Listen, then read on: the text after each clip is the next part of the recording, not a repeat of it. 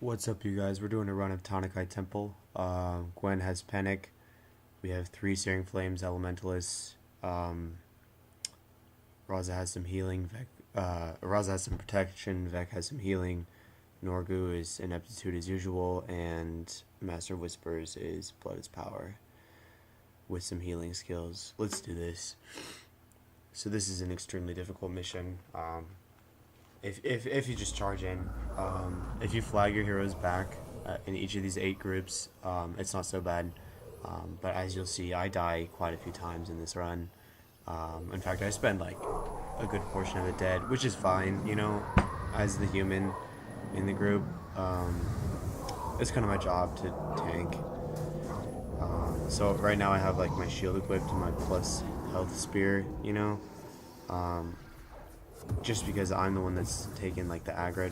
See right here, like, which is healthy. It's good. It's good for your team to have one person take all the damage, because then all the enemies like expend like their first wave of attacks on you. So even if you die, usually it's a good thing to be the body block, to be the meat shield, and especially with spirits. You drag your spirits, it'll when the enemies detect a bunch of spirits in a close proximity, they'll usually use the fire attacks, or like the big AoE. Like for example, the elementalists have mind burn. They'll almost always target the spirits first, which is nice. Even though the spirits die, it's good. It's good to have somebody that's not attacking your party. You know what I mean? There's a lot of AoE in this mission. It can be extremely difficult in hard mode. I had to record this run 2 or 3 times because I wiped. I was being too aggressive, too quick. You know, sometimes you just gotta take it slow, a little bit slower. That's fine though.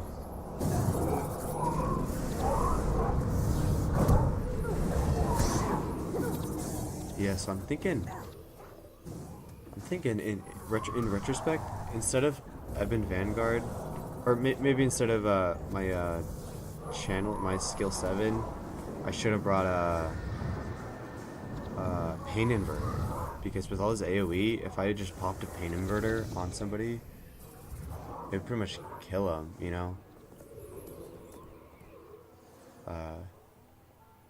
Whatever.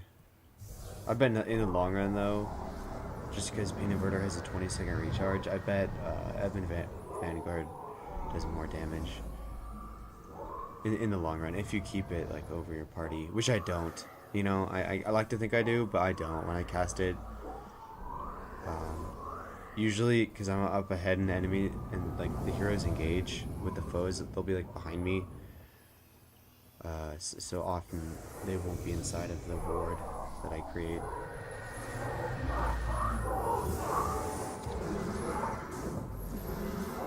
Yeah, so for this mission, if you get I've noticed that if you get kind of near each group of foes, then the afflicted will start running towards you. They'll aggro, and they'll actually leave the boss like alone, not aggroed.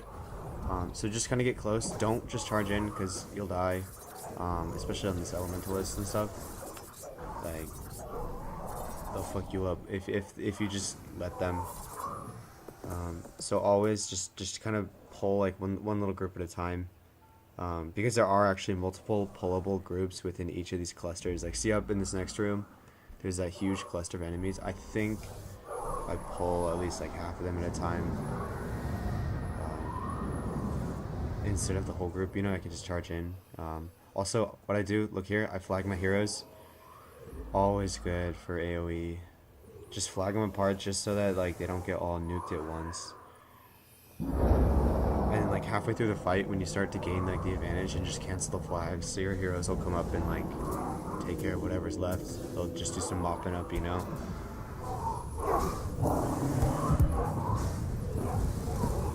Damn, yeah, this double dragon is pretty killer. Like, if you get that in the middle of your group, it's good to have like your spirits forward and stuff, so that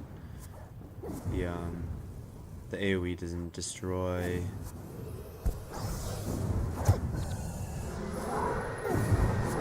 So with Gwen, normally I run Stolen Speed because it speeds things up.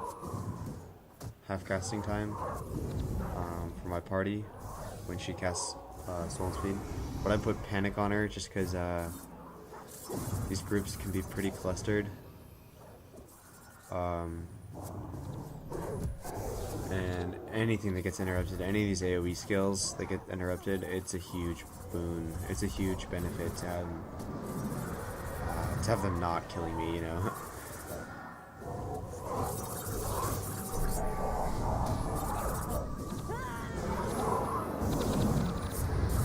Dang, yeah. So this mission I got a lot of deaths. You know, it's what I get for running such a squishy build, but it's fun. You know, it's cool to just to be kind of a glass cannon, you know.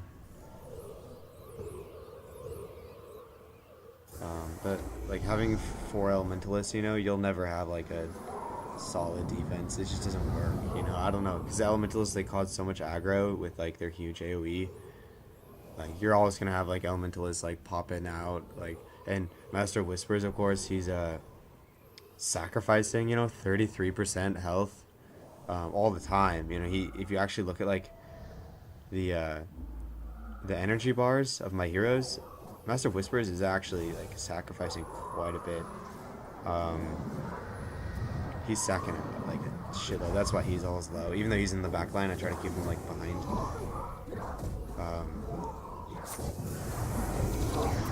Yeah, he dies a few times, I believe, as well. But even, however, most of his health, like, if you ever have somebody sacking, like, sometimes I put Blood Ritual on Gwen. If I want to say like an actual elite for Master Whispers. If Gwen is sacrificing, even though that one Blood Ritual is only 17%, it can still be she'll spend like most of the game at like 50% health just because she loves to sacrifice. Heroes use Blood Ritual right when anybody dips under 50% energy, so it's actually really awesome. I've noticed that Master Whispers doesn't quite use Blood is Power as often as Gwen uses Blood Ritual, so I might actually consider putting Blood Ritual back on Gwen. And it's especially nice on a Mesmer because her fast casting, I believe, will affect it. Fast casting affects, it doesn't affect any secondary profession skill under 1 second casting time, but just because Gwen has the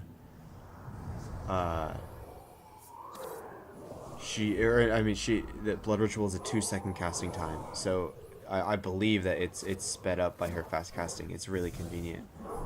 I think that's how it works. I think the threshold is under 2, so 2 seconds is also sped up by fast casting. However, there's like a downside of having Blood Ritual on a character. They'll pretty much never cast anything else. Or that's not true, but they'll spend a lot of time running up to somebody because it's a touch spell.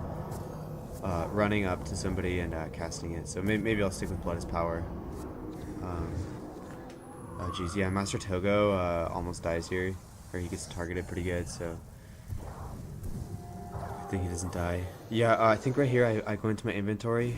I can't remember. I pop a Zaijian Summoning Stone. I get a bunch of them just from doing like random arenas. Like getting the strong boxes, you get like Summoning Stones.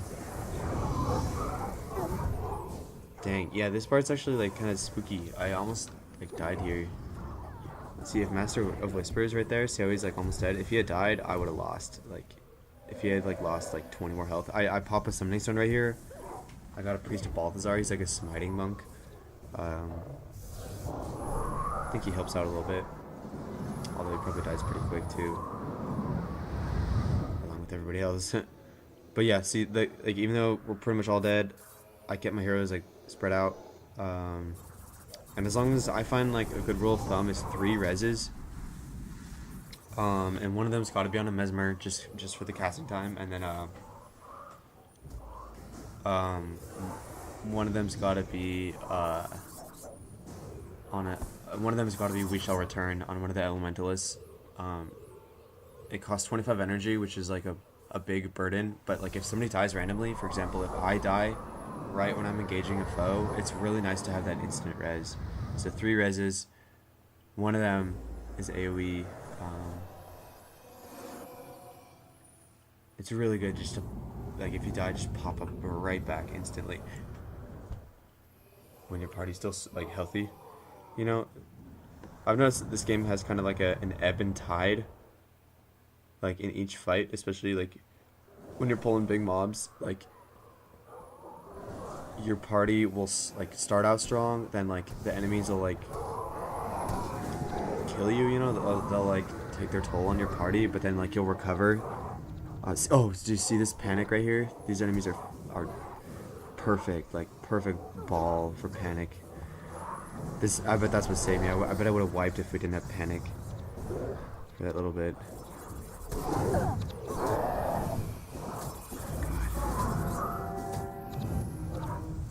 This is a hard mission. Damn, I can understand why somebody would have a lot of trouble with this. Somebody who didn't understand, like, the game's mechanics and, like, how to flag your heroes, or somebody. Oh my gosh, if somebody didn't have heroes at all, can you imagine how hard this mission would be? I guess this is hard mode, but hard mode's not, like, that much harder than normal mode, really. If you get one, you get the other, you know. If you get one down pat.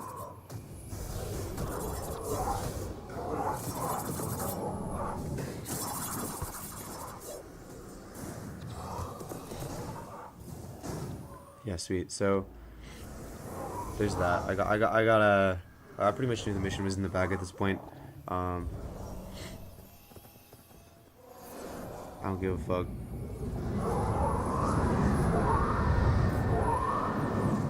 So this last room, I believe, is... Yeah, this is the last room. This has the assassin boss. So for this one, there are rangers patrolling around the perimeter that will aggro you, or they'll run into your group if you're, like, attacking, like, shit on the bridge, on these bridges. So I just went around and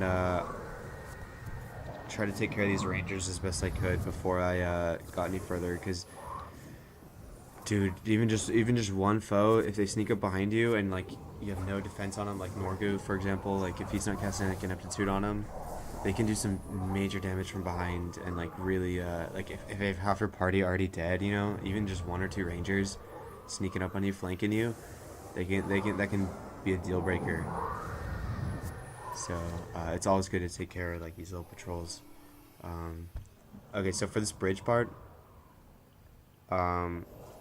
you never want to have your heroes, like, clustered up on a bridge in a choke point, because just like the foes you want to ball up, you never want to have your own team balled up against these foes. So I flagged my heroes, like, at the at the edge of the bridge, so that they're not, like, stuck on the bridge, and then I body blocked, like, my spirits right there, so that see, look, the enemies form, like, a nice ball right there attacking my spirits.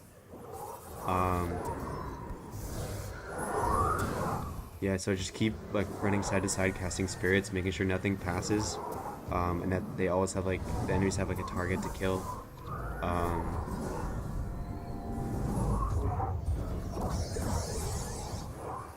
Yeah, it seems like, actually, I flagged my heroes a little bit too far back, like, they're not even casting, but whatever. I think they're casting a little bit now. Now that the enemies, like, sneak forward a little bit, they'll be in range of, yeah, oh, panic again. Panic with... Okay, so see the exclamation points above the heads of the enemies? That means that they got panicked. Panic is really cool. It makes the enemies, like, interrupt each other. Like, whenever one spell succeeds, it interrupts all the other spells around him. So that if you have a big group, pretty much only one spell at a time can succeed. So the way panic works is that it'll never interrupt all the spells, you know what I mean? So one spell has to be succeeding to interrupt all the other ones, so that it's actually not crazy overpowered.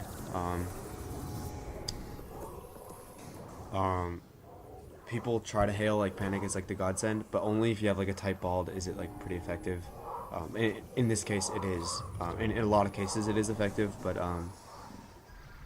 I don't usually run panic just because it's pretty conditional, you know what I mean? It's for an elite skill on a mesmer, like, the mesmer just has so many good elites, like stolen speed, God, I guess I'm a little Stolen Speed fanboy. Here, so what's this time? It's like 18 minutes. Pretty good. That's pretty good stuff. Peace out, you guys.